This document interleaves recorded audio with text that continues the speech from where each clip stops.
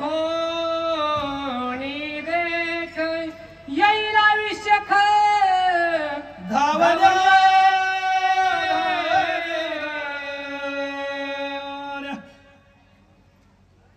रामाने विचार केला.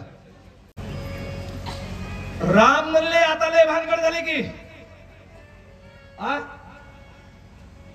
अरे यानं काडी टाकली. माझ्या भावाला आवाज गेला. माझा भाऊ काय दुसऱ्या भावासारखा नाही.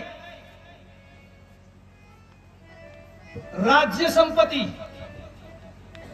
सुंदर तरुण सुशील पत्नी सोडून माझी सेवा करायला आलाय. कोण?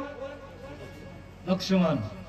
बायकोचा विचार नाही, राज्याचा विचार नाही, आणि का थोरल्या भावाच्या मागे आलाय गैरात्यासारखं फिरत.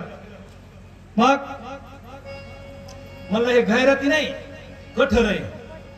यानं जर माझी हाक ऐकलीच पुन्हा लक्ष्मणानं, माझा लक्ष्मण पंचवटीला थांबणार नाही. खात्री कुणाला आहे? अरे भावाचा भावावर एवढा विश्वास असावा.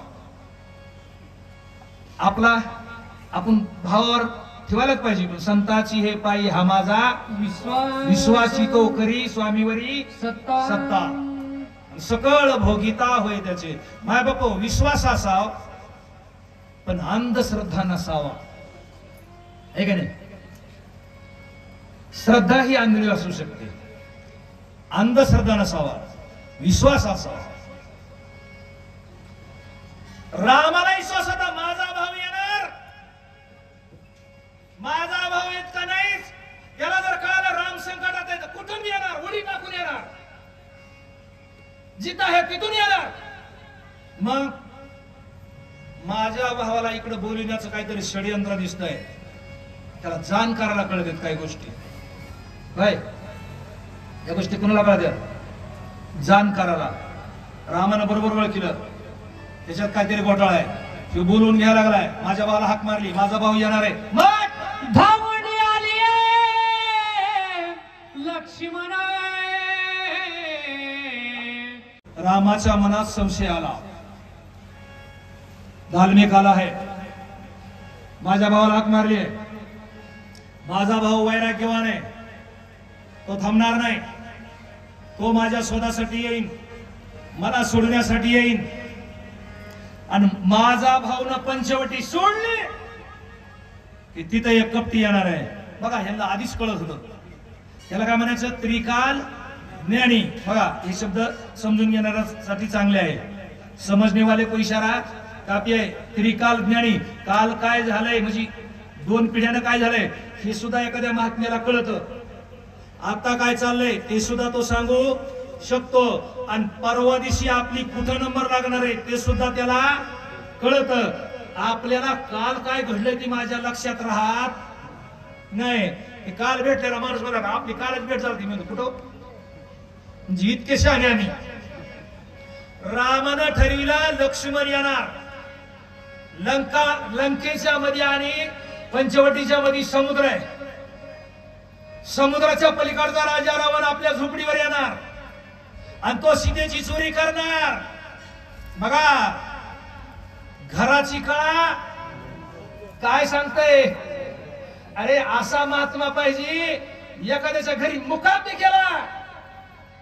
सांगू का जरा 2 मिनिटं अर्धा तास घ्यायचं सांगितलं मला. विष्णुबाळाचा पावडा केला का? विष्णुबाळा खून करणारा माणूस साधू झालाय. खून करणारा, माळे घालणारांनी लपडे केले. त्याला ज्यावेळेस पोलीस पकडायचे का त्यावेळेस घरात पती पत्नी झोपलेले असले तर तो पती बाजूला उठून यायचा, दारात बसायचा आणि त्या माऊलीजवळ आपल्या पत्नीजवळ त्या विष्णुबाळाला झोपायला जागा द्यायचा. सख्या माईच्या पोटात जसं बाळ झोपावत तसा विष्णुबाळा दुसऱ्याच्या माऊलीच्या पोटात झोपत होता. म्हणून त्याचं नाव रामायण सांगताना घ्यायची पाळी आली. आपलं कसं राजा रावण लंकेचा आहे तो तिथून येईल. रामाला संशय आपण जर शेतातून यायला तर लोकांना वाटतंय ही आपलं काहीतरी चोरून गेल्याशिवाय राहणार. हे बहुतेक राहण्यात गेले तिकडचं आपलं रूम हे म्हणजे आमच्यावर इतका लोकांचा विश्वास आम्ही रूम नेट पासा सुद्धा ठीक आहे. रावण येईल रावण येईल आणि बायकोला चोरून नेईल. रामाला खात्री होती का तेवढंच त्यावेळेस त्या लायकीचं मी तर सांगत असतो माझ्या हो आत्मविश्वासानं जीवन जगावं माणसानं, आत्मविश्वासानं. अजून एक सांगू का? डाकू त्यानं 12 खून केले. त्याला सुद्धा माता मावलेली, त्याला पोलीस पकडा आल्यावर लोक घरात झोपायला परवानगी देत होते. बापू बिरू वाटेगावकर माहितीये त्यानं खून कशामुळे केले? अरे जो दुसऱ्याच्या माऊलीची इज्जत राखतो तिथं मरतो का? तो अमर होतो. तुका म्हणे शूर दोहीकडे भला, मरता मुक्त झाला मोक्ष भाग. कोण वाचायला नाही? मी बी मारणार आहे, तुम्ही मारणार आहेत. म्हणजे एखाद्यावर अन्याय होत असताना तिथं मारा, तुमचा उदार झाल्याशिवाय राहणार नाही. उघड्या डोळ्याने जर दुसऱ्याचा अन्याय बघता हे तोंड वाकडं करता नरकाला गेले शिरणार नाही. मी सुद्धा, तुम्हीच नाही. हा फक्त लोकांना सांगायचा कार्यक्रम आहे. वरतून दावीन मामा म्हणे भागवतात 2-3 वेळा सांगा. एक गाय चिखलात रुतली आणि चिखलात रुतली 2-4 जण चालले होते. त्याच्यात एक माळकरी होतं, ते म्हणलं आता ही काढावं लागते. एक म्हणलं आरती शहरी दिसती, दूध देत नाही. दुसरं म्हणलं तहानी दिसती, एक म्हणलं चुकारीची दिसती. 2-4 पुढे गेले आणि एक होतं ते म्हणला ती सडी असू, सुकारीची असू नाही तर ताणी असू, ती काढल्याशिवाय पर्याय नाही. होय सांगू का? चिखली रुतली गाय धड भाकड न पाहे, तियेची एक लाणी हो एकाला बोला. तुमच्या कामाची बोली. अजून एक सांगू?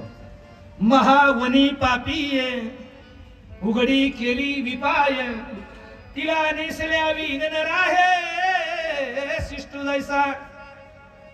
याला भक्त म्हणायचं, याला देव म्हणायचं. तो या मूर्तिमंत माणसात देव. तो पाषाण माझी परीसू, रसा माझी सिद्ध रसू, की मनुष्या मादी अंशो माझाची जान. तुला आता कलियुगामध्ये देव भेटणार नाही. कोण आहे देव? जो दुसऱ्यावर उपकार करतो तो देव आहे.